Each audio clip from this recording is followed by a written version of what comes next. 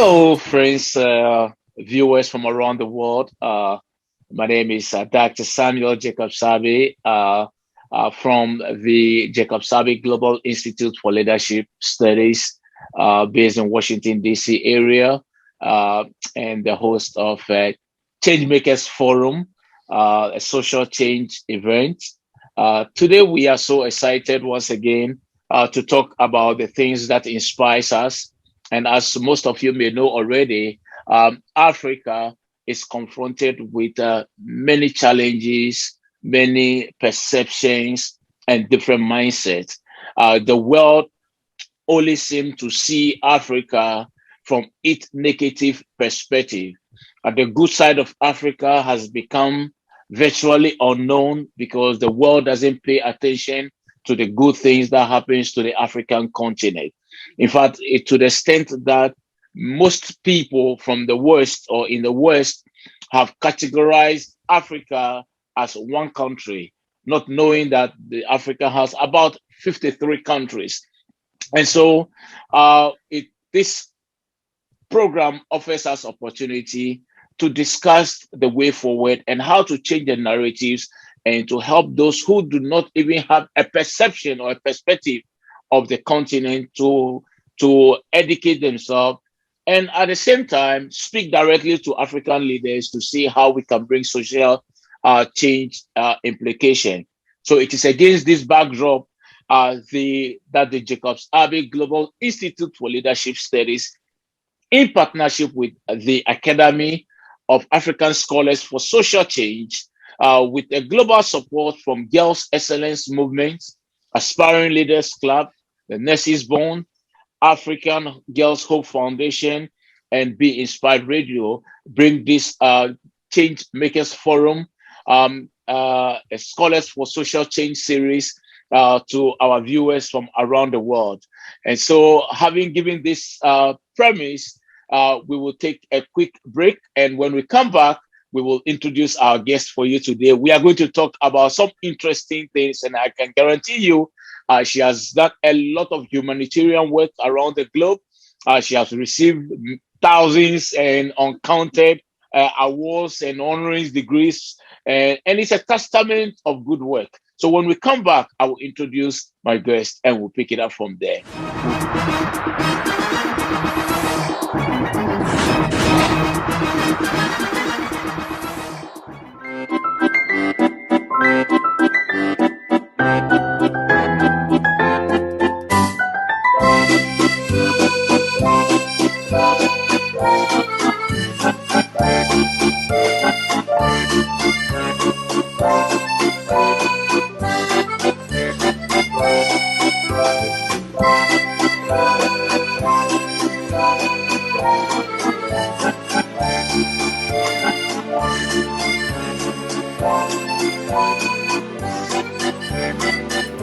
Faraja Kundabantu, and I'm the founder and CEO of African Girls Hope Foundation.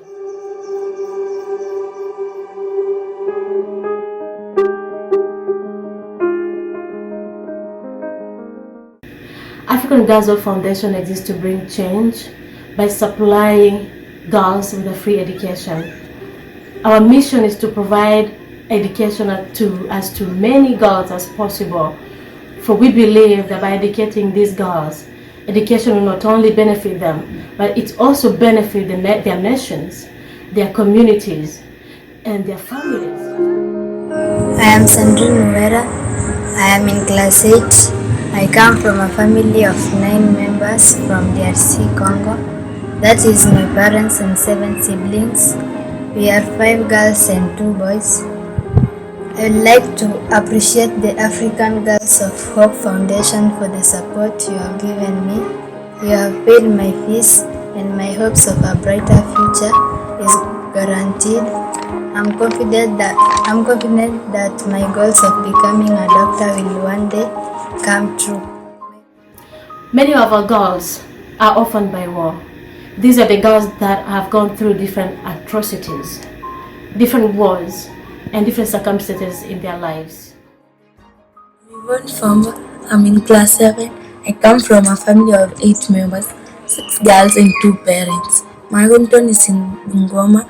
one of the most remote areas in the country. I was taken by my aunt who took me when I was young, and she came to live with me here in Nairobi at her place to support me because my parents were having challenges in paying fees. Most of the time I was sent home because of fees. When I grow up, I would like to be a journalist.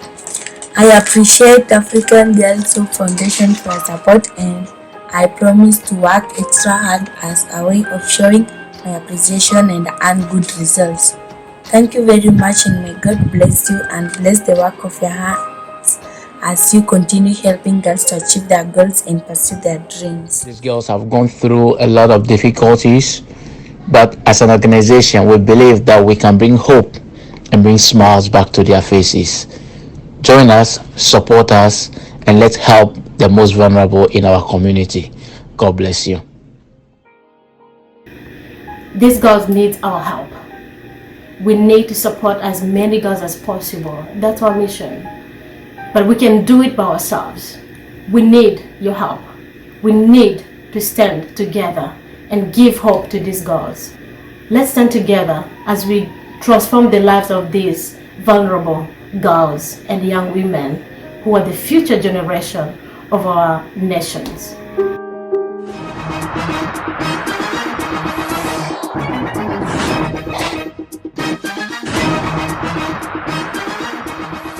Viewers, welcome back from our quick break. Once again, my name is Dr. Samuel Jacobs-Abbey, and I'm the host of the program Changemakers Forum, a social change event. This platform, like I said, enables us to discuss things that will bring a life-transforming activities to our lives.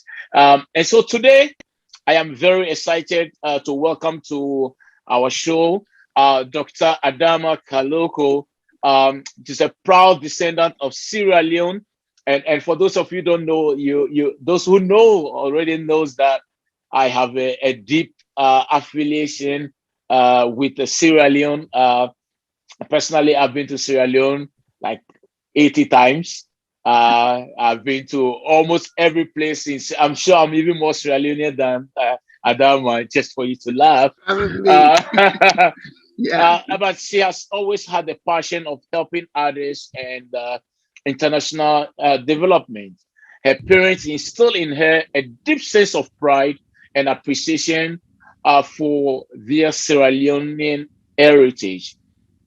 As a former active member of the U.S. Air Force, who honorably served for 4 years, Dr. Kalokho is a strong advocate for women and girls in Sierra Leone. She hopes that her mission will inspire other descendants of Africa to embrace their culture and positively impact their home country. She is the founder of Impact Sierra Leone, an organization founded to reduce socio-economic challenges in Sierra Leone through empowerment, education, building strong partnership with the diaspora community. Due to her experience of volunteerism, she felt a sense of great responsibility and inspiration to become an ambassador and an agent of change for young girls and women in Sierra Leone. At the same time, she is working to sensitize, uplift, and reinforce women in Sierra Leone to role model as authors of change. Dr. Kalokho has contributed meaningfully to the field of education and health for vulnerable populations in ancestral village.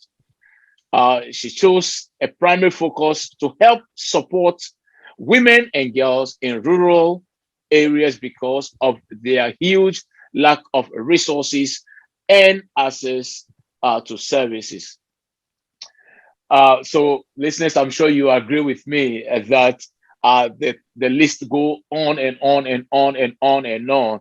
She has been honored and received recognition in Sierra Leone and in the US, and has also obtained an honorary degree, a doctorate degree for the service of humanity.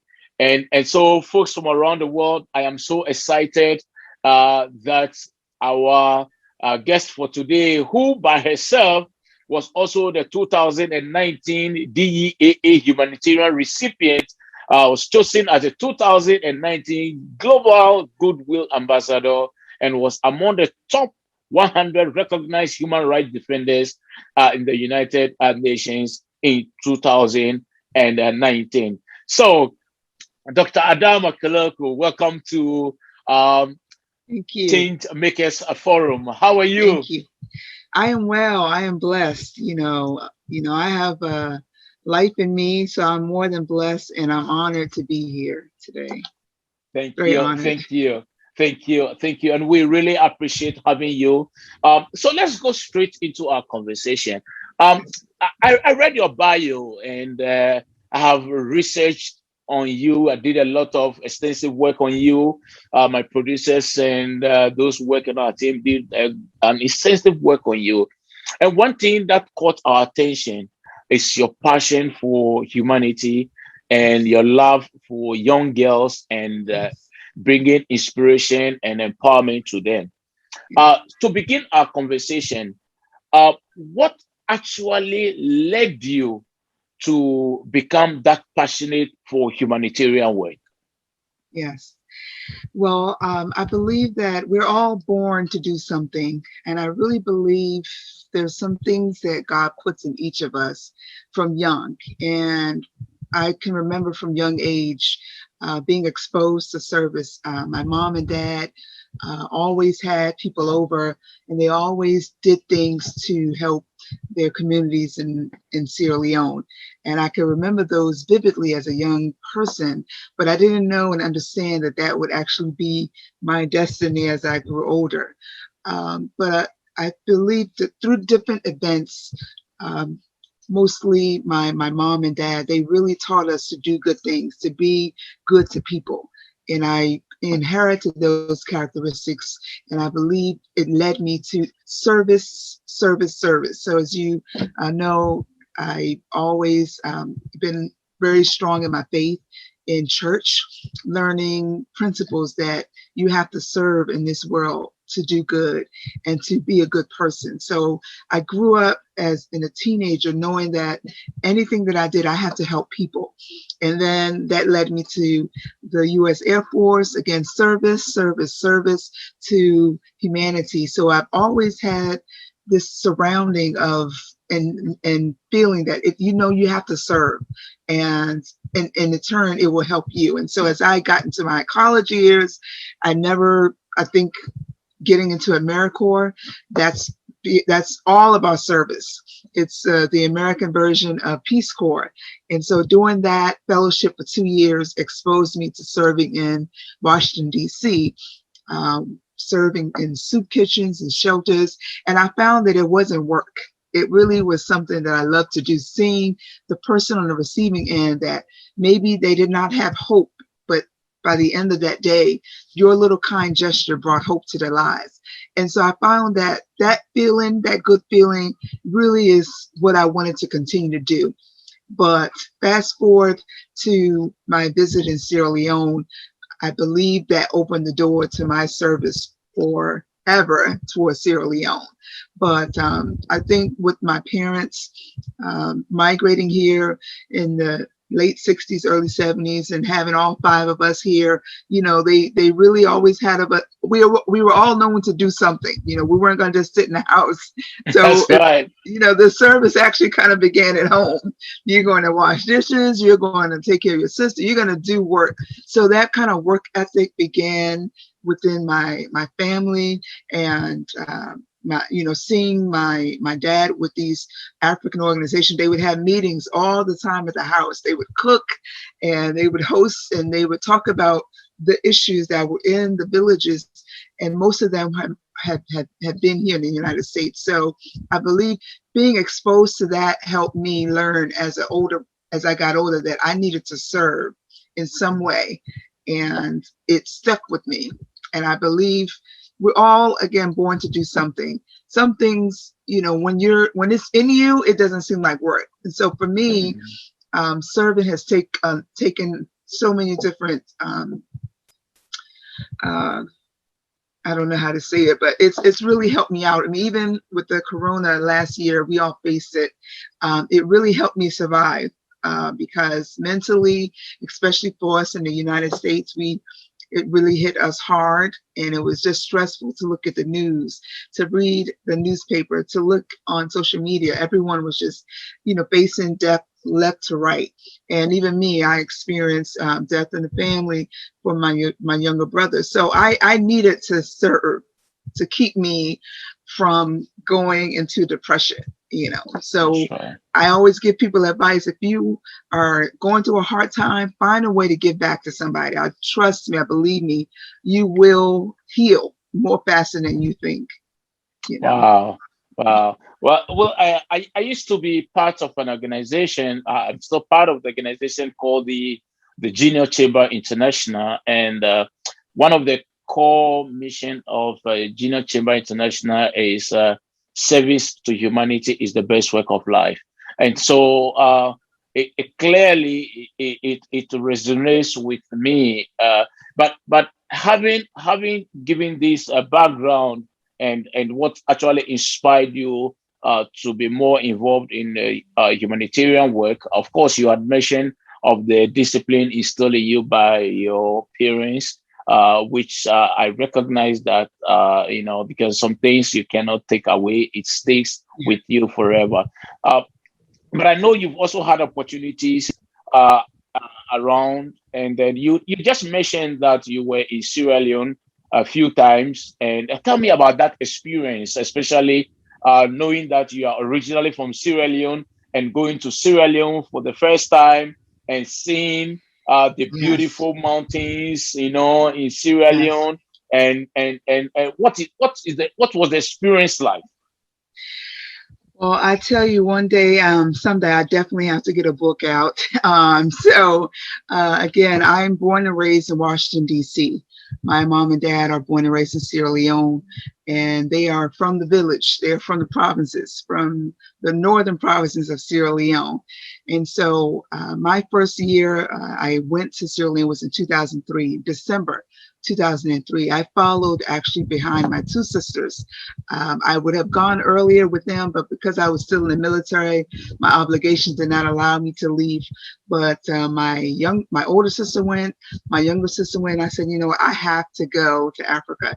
But this wasn't always the case. We did not grow up loving Africa the way we did. We knew that, we have roots there, and that's nice. But to say that we were eager to go and visit growing up, no, we were really kind of like, we're good. We're here in the U.S., But I believe that the life-changing moment for all of us was the death of our father, James Conte, in 1997.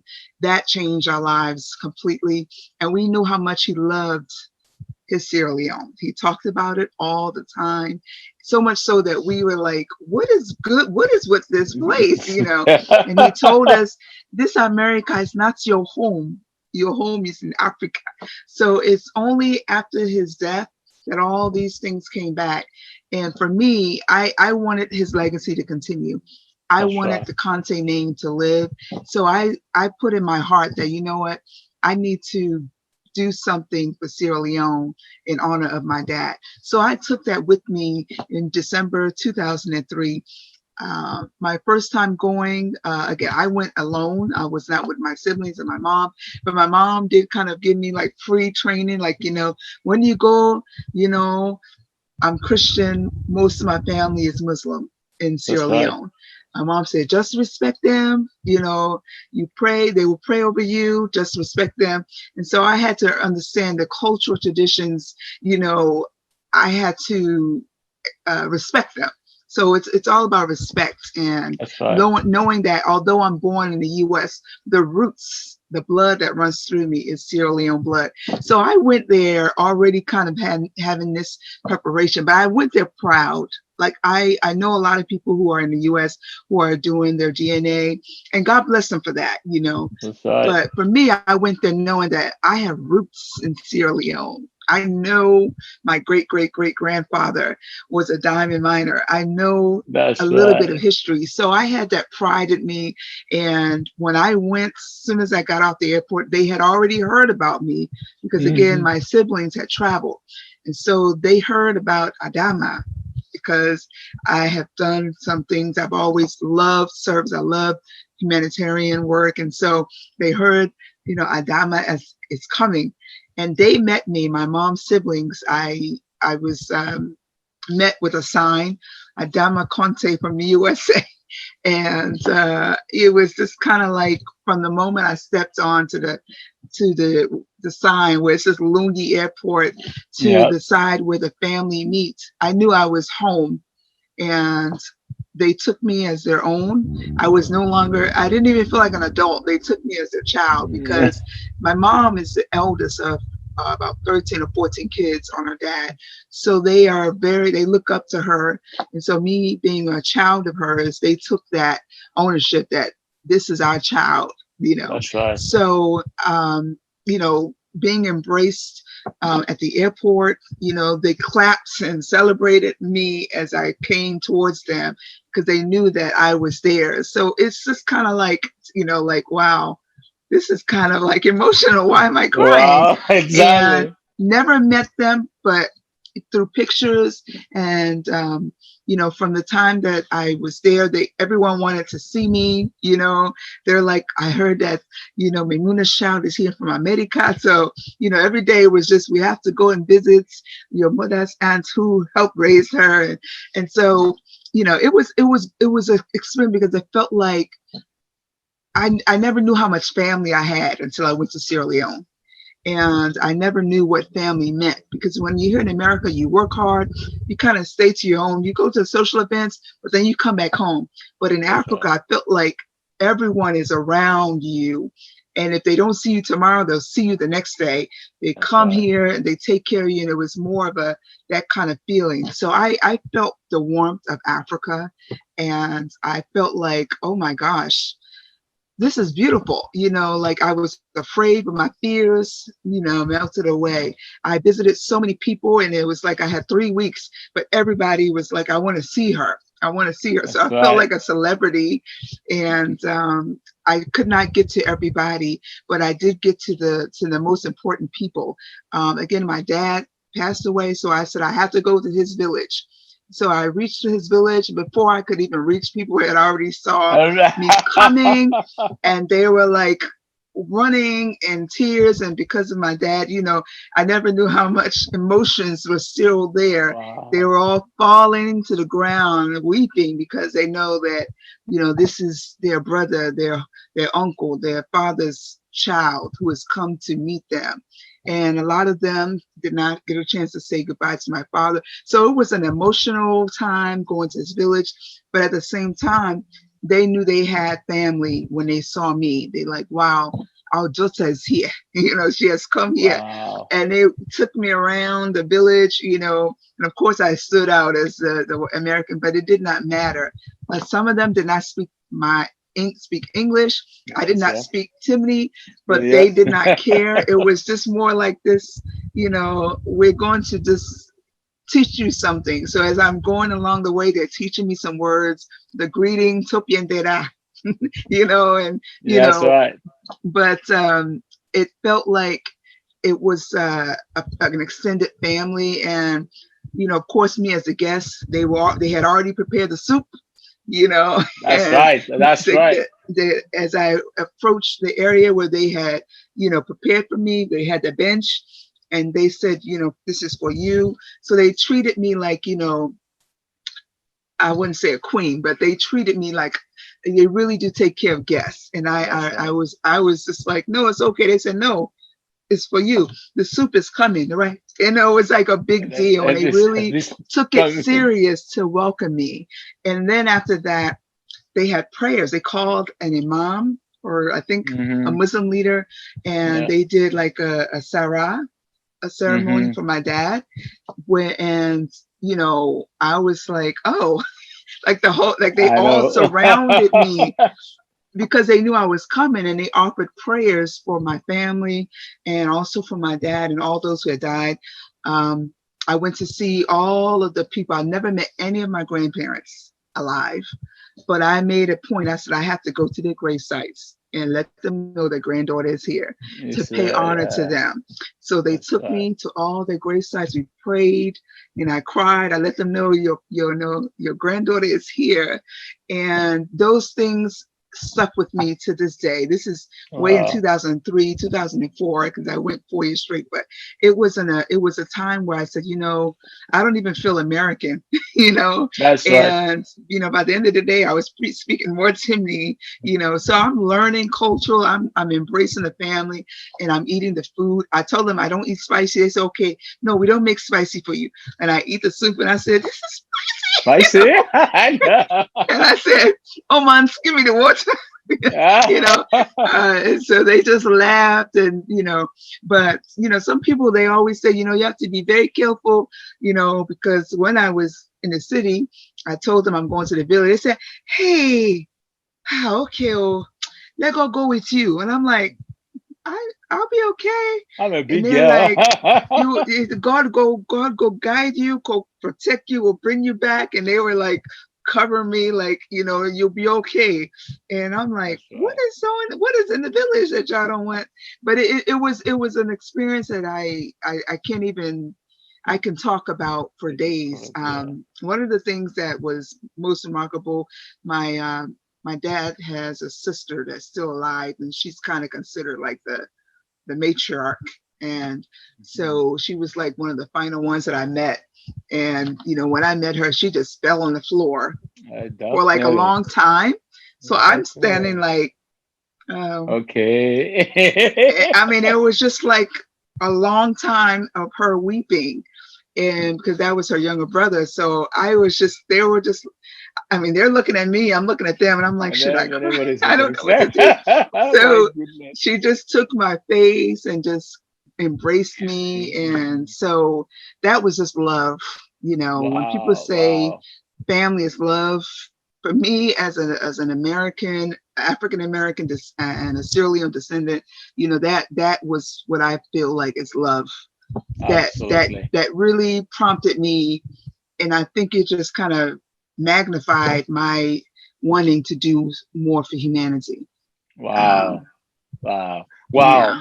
So we will take a quick break, and when we come back, we are going to talk about Impact Sierra Leone, and then we will also talk about a few areas, and then we'll wrap up. So we'll be right back.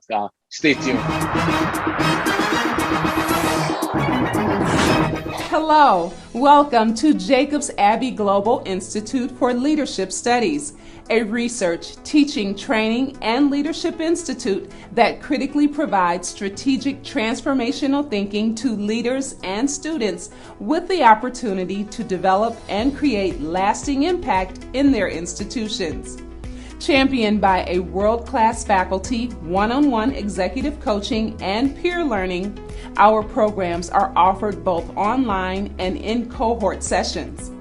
Jacobs-Abbey Global Institute for Leadership Studies partners with academic institutions, civil society organizations, local communities looking to accelerate the impact of their leaders, more effectively engage teams, and build inclusive cultures of employee engagement and performance. We offer courses such as certificate, diploma, and advanced diploma in counseling psychology, marriage counseling, applied psychology, child mental health, conflict and peace studies, international human rights law, security and governance, and in gender studies. For enrollment, email enroll@jaglobalinstitute.org or visit us online at jaglobalinstitute.org.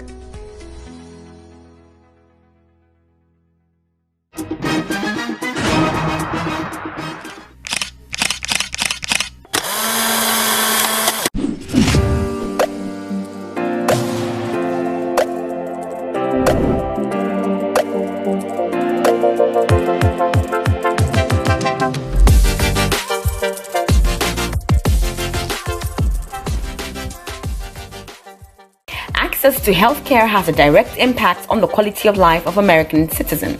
The book, Perception of Physician Influence on Healthcare Accessibility, answers the major questions in the healthcare system, the problems it faces, and the possible solutions available. It throws a light on accessibility to healthcare in the USA and the role physicians play in making this possible. The author, Dr. Samuel Jacobs-Abbey, is the Executive Director of the Jacobs-Abbey Global Institute for Leadership Studies. He is an expert in healthcare management and policy and specializes in global health diplomacy and public health policy. He is a frequent speaker at the United Nations. This is a must-read for all physicians seeking to make healthcare in America more accessible to their patients across the USA. If you don't like to read, you haven't found the right book yet. Get your copies of the book, Perception of Physician Influence on Healthcare Accessibility, on Amazon, Apple Bookstore, Kobo, Nook, Google Books, Publishers, and all major digital bookstores across the globe. Contact Dr. Samuel Jacobs-Abbey via Twitter, Instagram, Facebook, and LinkedIn through the JA Global Institute. Get your copies now.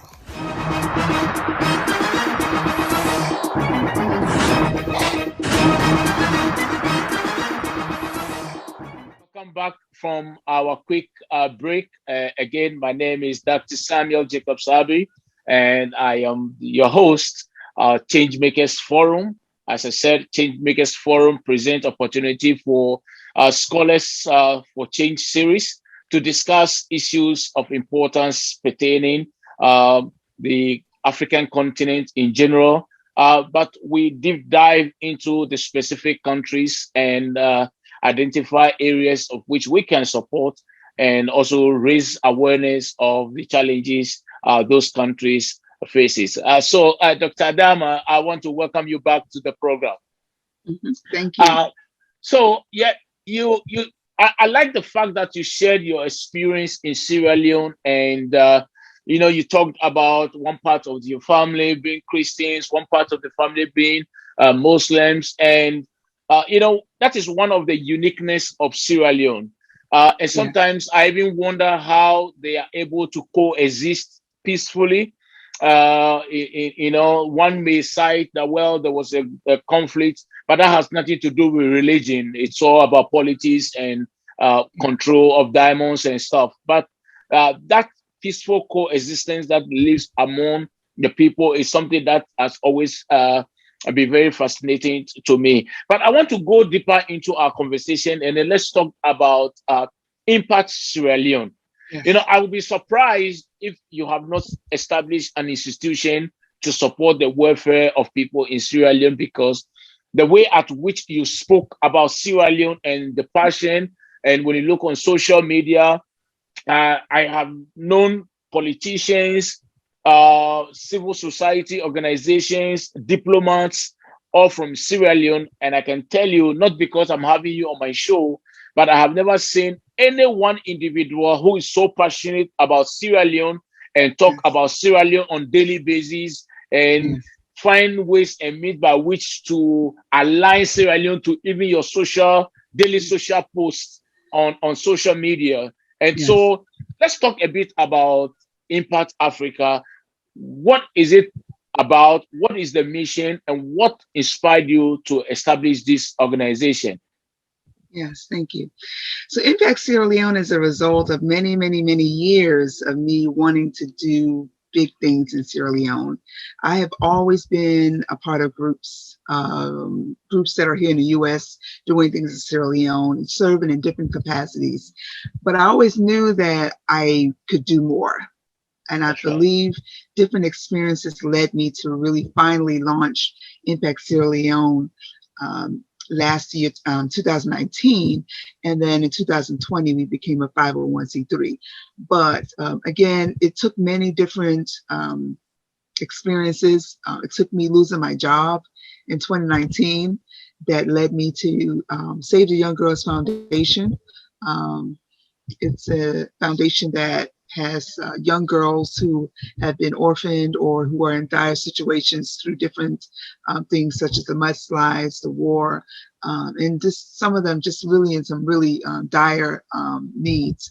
And so I remember, so I've been a part of a lot of organizations that have done things in and around Sierra Leone, and I've done fundraising for them. And I need to backtrack that. My first year in 2003, I actually was connected through a church called Freetown Church of Christ, because at that time I belonged to DC Church of Christ.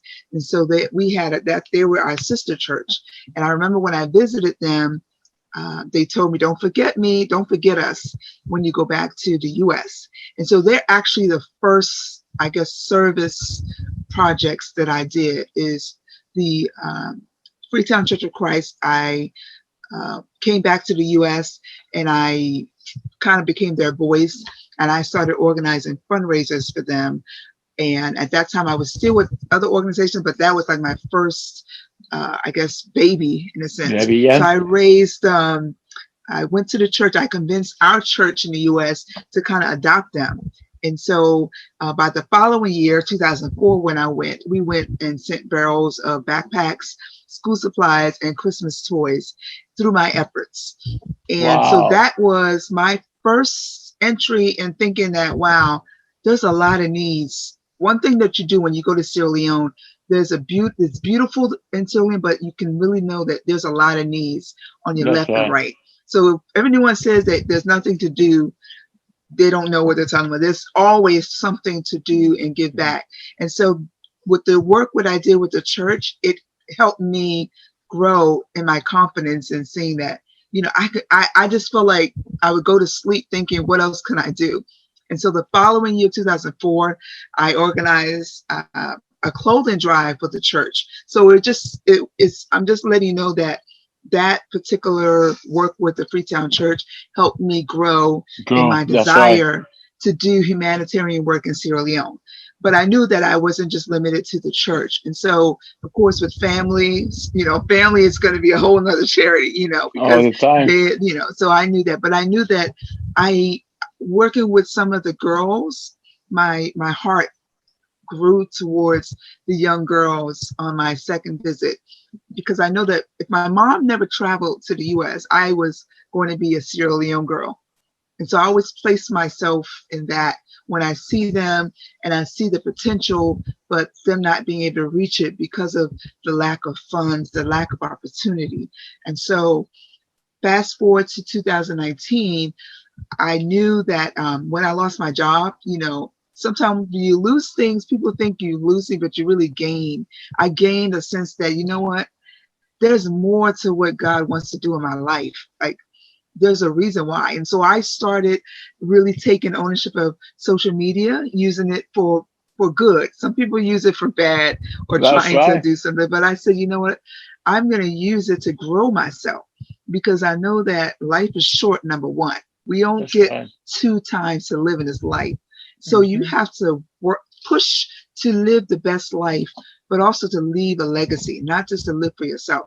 And so I started doing these motivational videos and learning that you have to train your mind. And everything you do in this life, you have to train your mind. And in doing that, I learned and discovered that I am so in love with Sierra Leone. So I knew that that time not having a job really helped me discover that there was a bigger thing in me. And that's when I said, okay, if I have the ability, the strength, I want to launch my own foundation. So that was where the seed was grown. And from that, I went on LinkedIn. I, you know, just kind of changed my whole mindset of communicating. I became a voice. I took and dug up all those pictures of Sierra Leone and I turned them into inspirational stories, because we all have a story in us. And every event, everything that happens to you happens for a reason. And I knew that me going to Sierra Leone those 4 years before, my being in the military, my being in the AmeriCorps, my working in DC, and all those things was for a reason. And it actually was a part of my purpose. So I started getting excited. I started researching. I started connecting with people on LinkedIn, and I started doing these videos because I said, you know, I have a voice. I hated public speaking, but I knew that it was something that I needed to do to propel me. That's And right. that was the vision that God gave me, that in order for you to do this great work, you're going to have to open your mouth. And so in order for me to do that, I said, I have to get on and create an audience, and people need to hear me. And people need to, one of the things that I used to always experience is some people would bash Sierra Leone. I've heard people say, like my people, Sierra Leone, go bet yourself, just leave that place. Yeah, The war, the must life is always something. But I always knew there's no coincidence. They call it a diamond country. It is a diamond in the rough.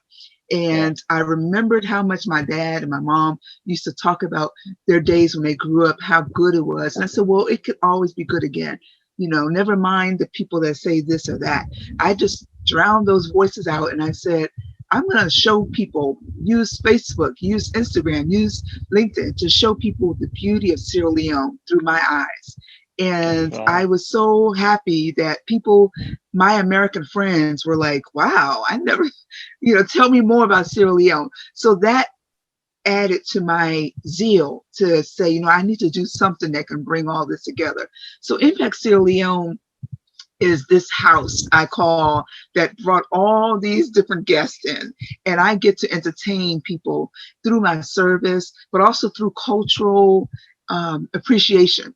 A lot of us don't know the beauty of our cultures because we've never seen it.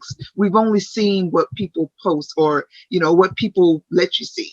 I've had people, I'll tell people about from Sierra Leone and they say, oh, that's where the war was, right? And I'm like, we did have a war. However, the war is over.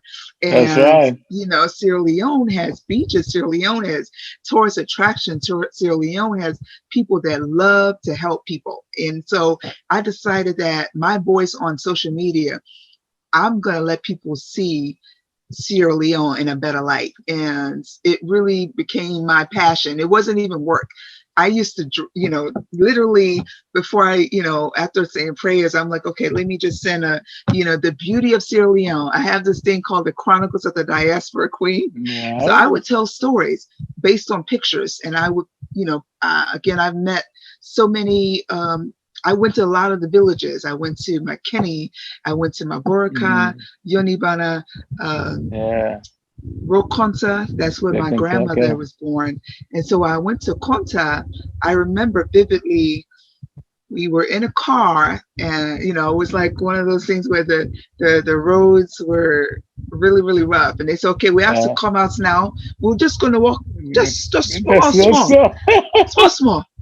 After about 45 minutes and dusted feet, they said, we are reaching. Look, we are here. And so when I reached, again, it was like I passed trees that they said this was your grandfather's garden. And, and they told me the stories of how, my grandmother used to go, so, I'm hearing stories. And as I reached there, it's again a whole clan of people waiting, and they did not have much to give me. But one thing about Sierra Leone, they will give you what they can. They had chickens. I went home with 2 chickens, 2 fowl, and then I had roasted ground. That roasted, I don't know if it's peanuts. I don't know what you call it, but it was hot.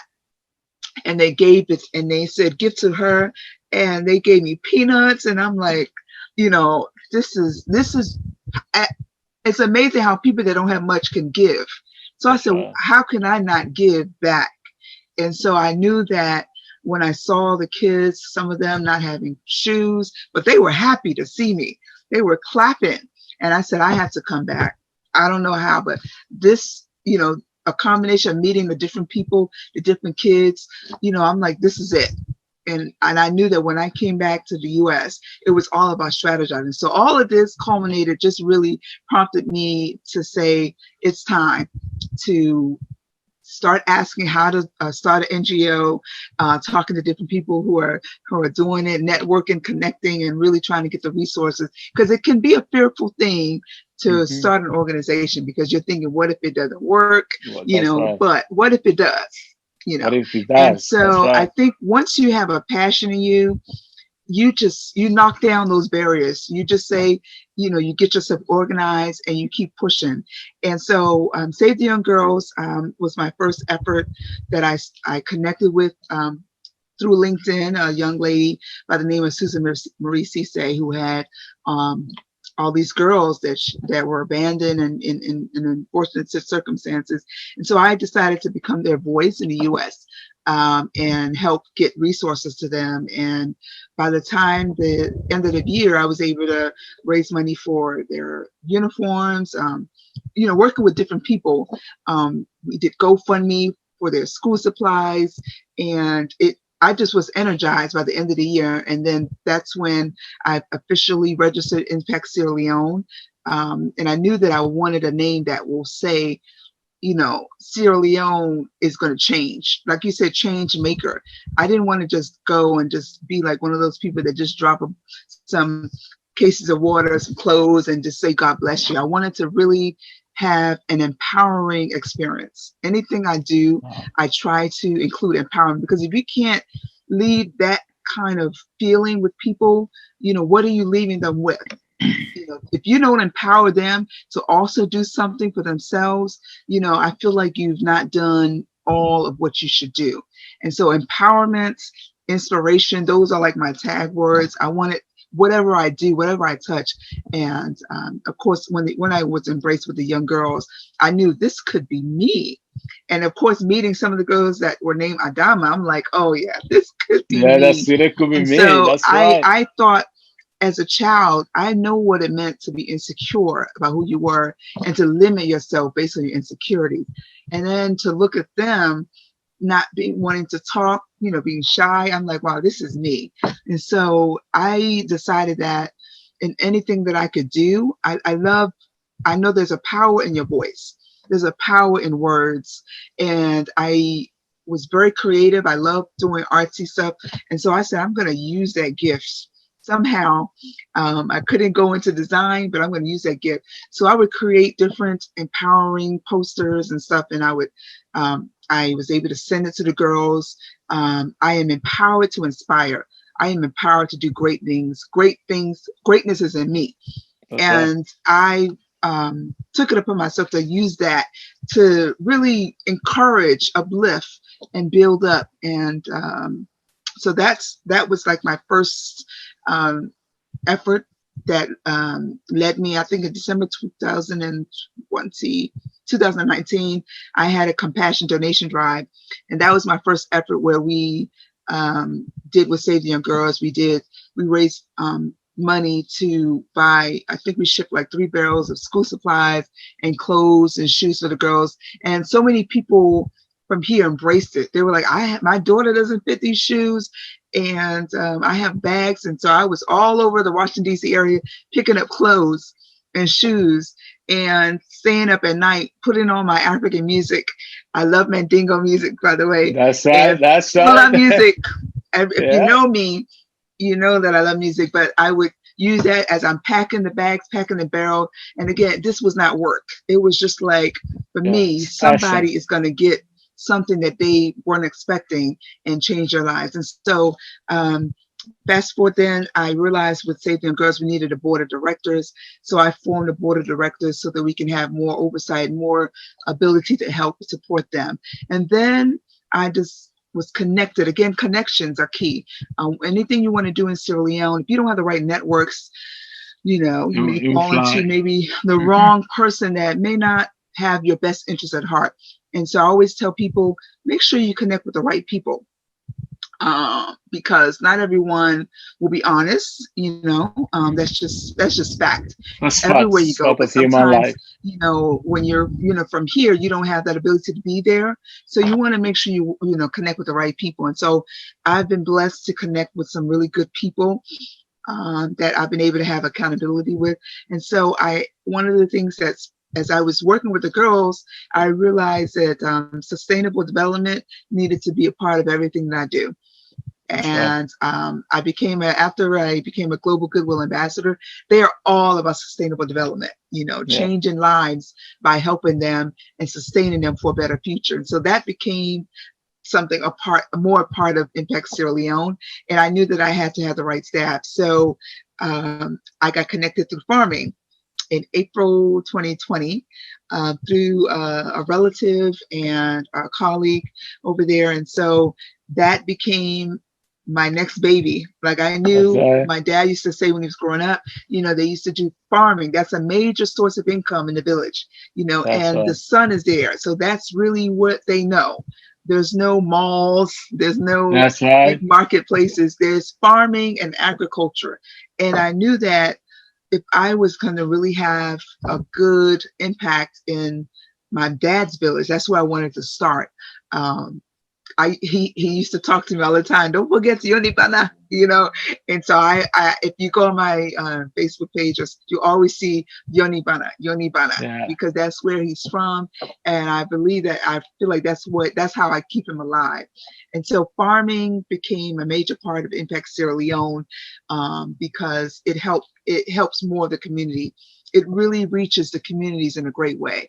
And through efforts on the ground, this 2020, even in the midst of tragedies that I faced, the corona, we were able to, build or establish a farm, Impact Sierra Leone, through partnership with Kampala Agriculture Farm, and who was doing very, very, very well. And so one thing that you do is when you see someone doing well, connect with them.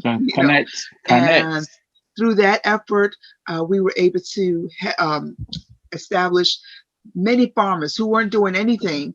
Now they were able to go and have some support to plant the different items to be able to feed themselves, but also help the community. And so that started in April, and to this day, we're still doing it. We're still developing. We're still growing. We're still learning. But through that, and another part of Impact Sierra Leone is education. Empowerment and education are two key pieces. And so, again, I brought it back to Yonibana.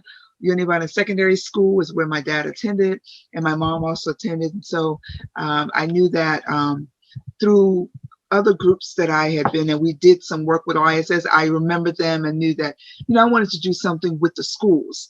And so we were able to donate COVID-19 supplies to them in July. And we also did My Body is My Body. That is a program under the Global Goodwill Ambassadors that promotes child safety. And it actually helps with educating kids and empowering kids to protect themselves from child rape, child abuse. And we know that that's prevalent all throughout the world. And we definitely have that in Sierra Leone. And so we did a workshop that was really, really well attended by parents, school administrators, school officials. We catered and sponsored lunch for them. And the kids sang the song, My Body is My Body. Nobody has a right to hurt them.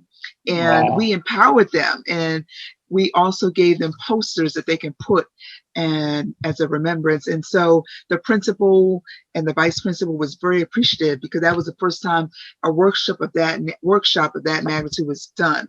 And it actually was in partnership with the woman who founded it in London. So we had her on Zoom. She was part of the workshop. She's from England. And so we did a kind of a connection, cross-cultural connection through our efforts. So that 2020, I would say, was a really great year where we were able to really do a lot of things. And I'm here in the US with my partners on the ground. But the biggest, inspiration was out when I was able to visit in December. And actually, I'm wearing an outfit that someone I can see wore. that. I can see that. I really, I had probably one of the best trips.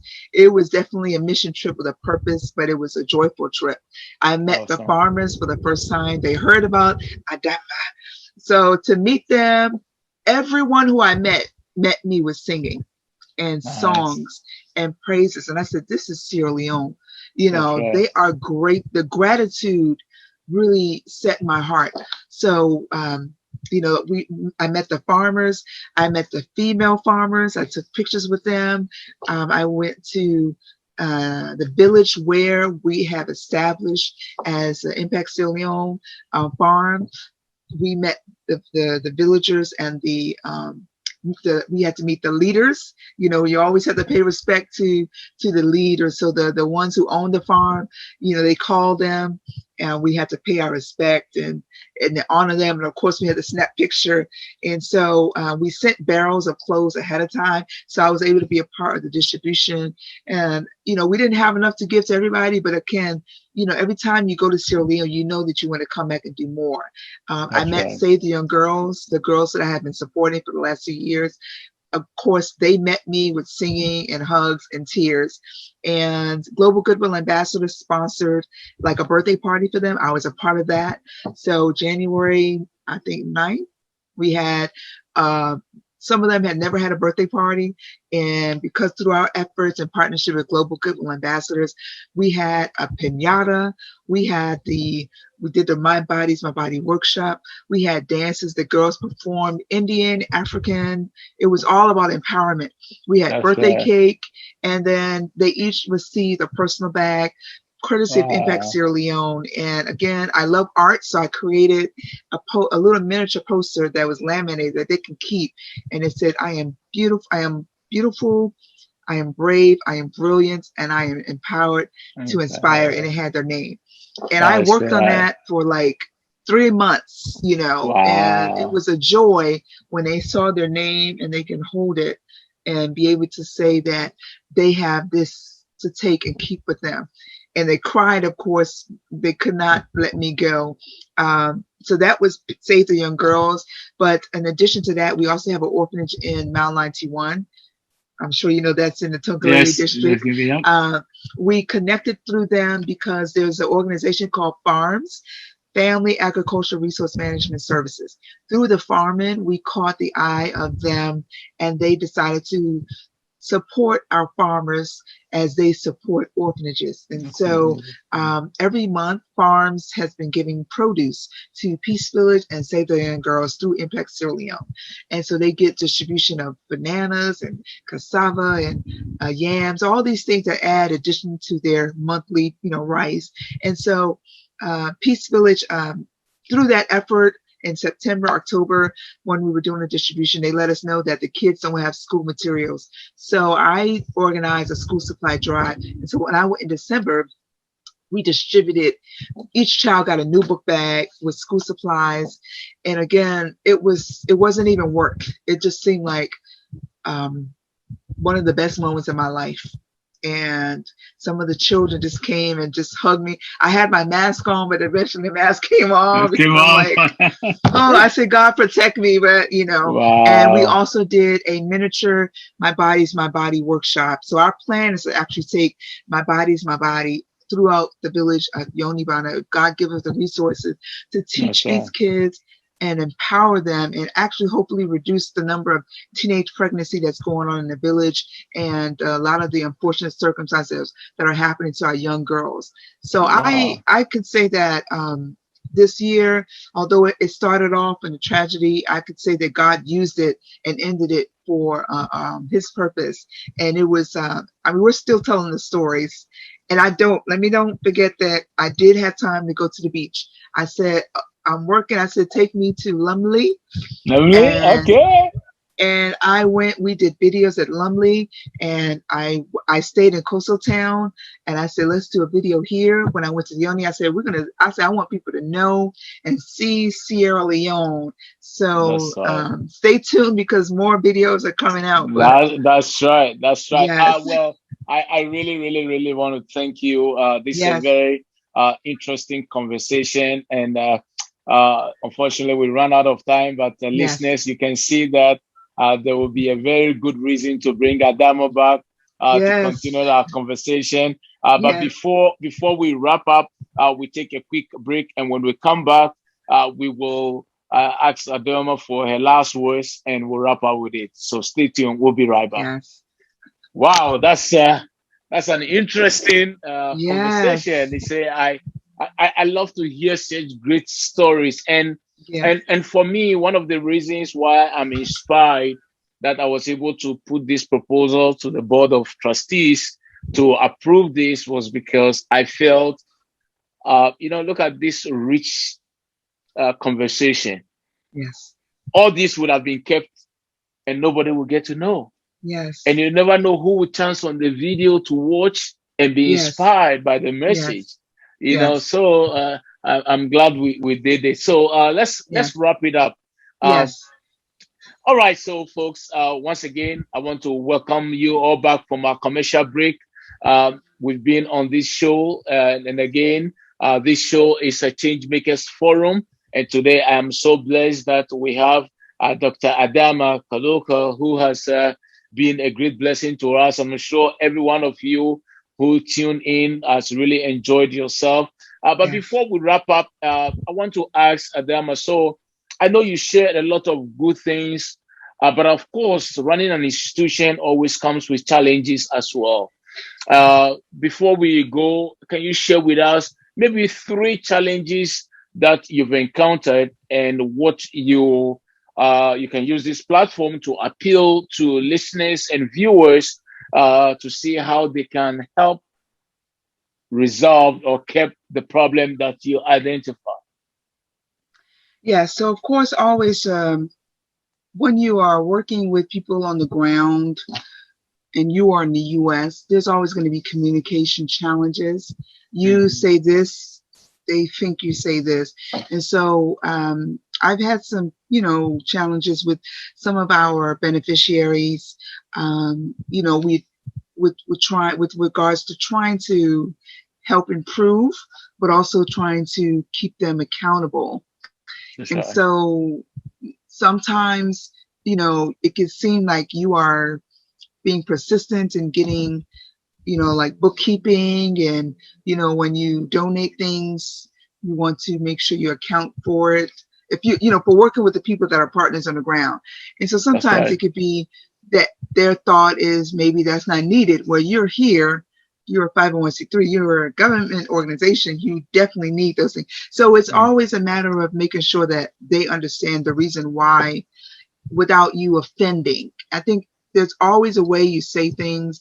And I've realized sometimes, people say you just have to just be honest, be truthful, but you also need to be respectful That's and be right. respectful of them on the ground and what they're doing. And so, um, but there's still, it's always going to be an ongoing challenge when you are not in the country to make That's sure right. that things are getting done. And so this year I'm trying to put more project management and milestones and all those kind of things to kind of help increase the communication and make sure nothing falls through the cracks, because That's right. sometimes you can assume when you're doing a project that somebody is taking care of it, and then maybe a few months down the road you realize that it's not fully done.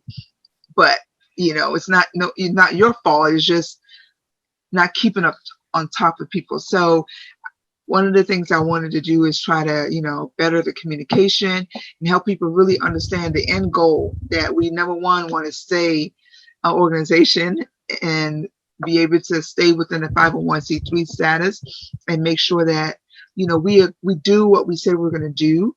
And we also hold the donors in high regard, because donors have expectations when they donate that things will get and be done, you know what I mean, in the way That's that you right. say it's done. So, and of course, grants.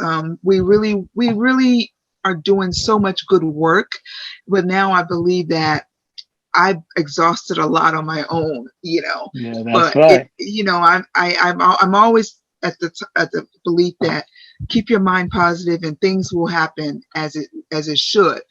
But this year, I'm hoping that doors will open where, we will be able to really write for those grants so that it won't be, so that we can do more. Because even when we were in the village, other people heard and said, please, we need your help. We need your help. And so the needs are so much, but we can only do but what we're able to do. Very good to So do. we are That's right. hoping that somebody out there may want to help us with our farming.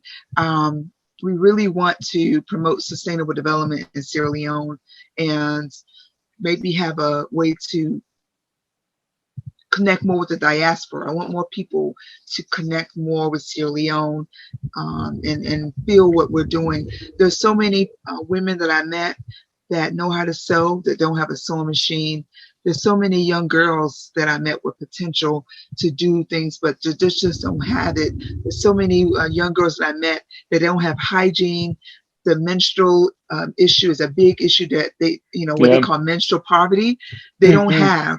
And even at the orphanage, I did a lot of interviews with some of the girls that they just do what they can do, but they don't have, and they stay at, I've heard stories. A lot of them told me that sometimes they just stay at home for like a week or so until after their menstrual is over. And I'm like, oh my gosh, so you just miss school. Oh yeah. And then you come back. And so in fact, it's good you said that, because we've, there's one of our partners, Girls Excellence Movement. We did a project with them, and it's very disheartening that young girls will have to stay home for 2 weeks or 1 week because of having the menstrual period. And it turns out that some elderly individuals even takes advantage of these girls by giving them money to buy pad.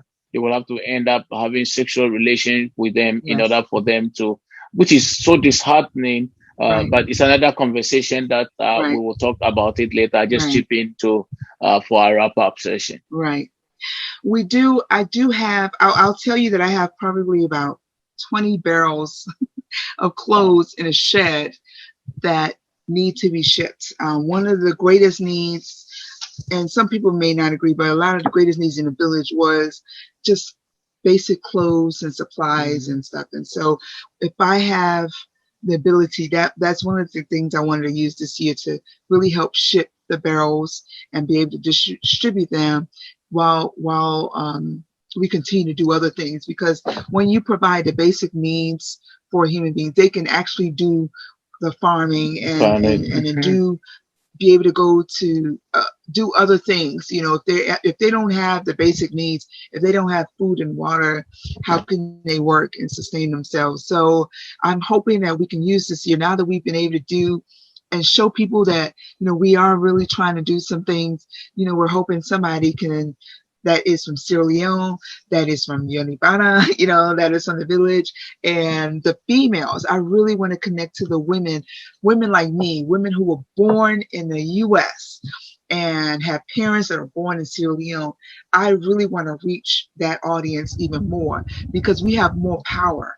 People don't realize, but we do have power, being that we are connected in a diaspora, and we can serve as a bridge to connect resources and people that may that have discovered it from Sierra Leone, that may want to do that. So I'm really trying to appeal to a lot of the women like me, a lot of the African Americans and Sierra Leone descendant women to join me. I would love to have more conversations on how we can help our young, beautiful Black girls. But not only that, we have our beautiful Black boys there that need help too. So if you're an African descendant male, you can go there and do stuff too. Books in Sierra Leone, there's not many libraries. And so that education suffered so much after the war. It's still suffering. The schools that were damaged, a lot of them still need support. And its education, I believe, has not been the same since that 10-year civil war. And so there's a lot that needs to be done. And I believe that the Ministry of Education can't do it all. It's really going to take a lot of us that are here to do what we can to join with them, the schools, do some partnerships, do some ways that we can send school supplies, because school can be free, but if you don't have the books, the uniforms, the supplies, school really is not free. And so that's really all that I want to say. Again, my slogan is, as always, is united we stand, together we rise. We can't do anything alone, but we can try, but we can do greater things when we're together. And so I'm appealing to people. ADAMA is here. Connect with me. Send me a message. ImpactSierraLeone.org. We'll be able to find more information. www.ImpactSierraLeone. We are on Instagram and Impact Sierra Leone. We're on Twitter. So if you want more stories from Sierra Leone, ADAMA will always have a story to tell through service and humanity. And thank you. Wow. Thank you so much. Thank you so much, ADAMA, for your time with us. Yes. We are very grateful, and for folks from around the world and our viewers, once again, this has been your host, Dr. Samuel Jacobs-Abbey, and the program has been Change Makers Forum. And we want to take this opportunity on behalf of our producers to thank Dr. ADAMA Kalokah for being with us and imparting us with knowledge and sharing the experiences of the beautiful country called Sierra Leone. Once again, we are grateful and thank you for being with us.